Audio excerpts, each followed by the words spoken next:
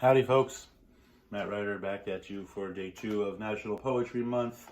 I'm going to be reading a poem or two every day for you guys just because it's National Poetry Month and I love poetry and I don't get to do it very often.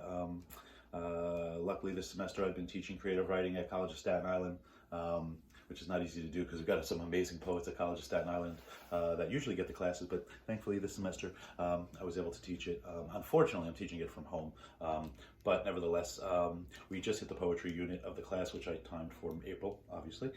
So I'm just going to read some random poems for you guys over the next course of the month. Hopefully you enjoy. And I'm going to try to pick from my collection.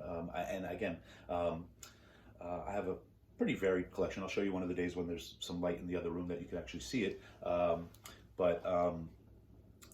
Just picking, today I'm just going to read some poems from, I guess I'm going alphabetically. I don't know why, just because poet. So here, poem by John Ashbury, the great John Ashbury. Oh God, if I remember now when I do this, it's going to be backwards. So this is a poem by Naj Yerbashah. Oh, sorry. John Ashbury, one of my favorite poets, New York School. I studied him when I went out to Boise, Idaho, and his poems meant a lot to me, along with many other New York School poets. So this is a short one. I love short poems, by the way. So this one's Too Much Sleep is Bad.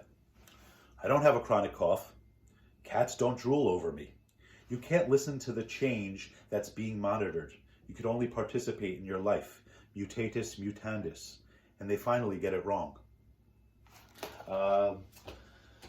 Next poem I'm going to read for today. Oh boy, speaking of Idaho, Ashbury Blaser, an amazing man, amazing poet, who I got to meet when I was studying out in Idaho. Has since passed, but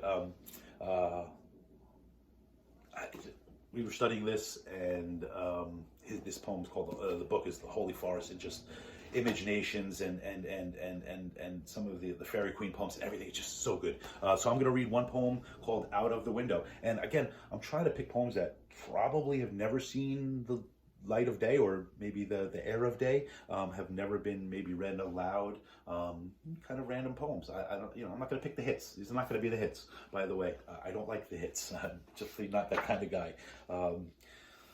So here, let me try this, Out of the Window, and this will be the second poem for today. Happy National Poetry Month, or not happy, but just enjoy your National Poetry Month. It doesn't have to be happy, it can be sad, it's poetry. That's okay. And again, I've never really read these before, so this is kind of first. Not that I haven't read them, I haven't read them aloud and performed them. So a lot of times I make mistakes, it's because I haven't been practicing. It's hard to practice when you're sending videos out to 75 students a day. Excuse me. Out of the window. The sea is afire. Out of the window. The desire is the angelic presence. But then I may desire. The fire turns. Out of the window. Half earth, half sea are burning. And in the loss of heart and entrance, a roadmaster. All the buildings are down. Orchard is gone, removed by the company, swept by sand, driven into the desert. The birth dries. I have lost my heart, and to say this unwounded, I am talking about invisibility. I would have you eat of it, the betrayers, and this president, this old man whose definitions are down, out of his time. Government proved at last to be the enemy, because there is no matter in his thought. I would have the betrayers eat of it, because afire the heart has the permission to desire, because out of the rock and brush of the first place toward the land of this sight, sound, and intellect, the consumed heart has the courage to be lost, half earth, half sea, burning. That poem was for Louis Zukowski, another great poem who we'll probably read towards the end of the month when I get to the Z's. Hope you enjoy.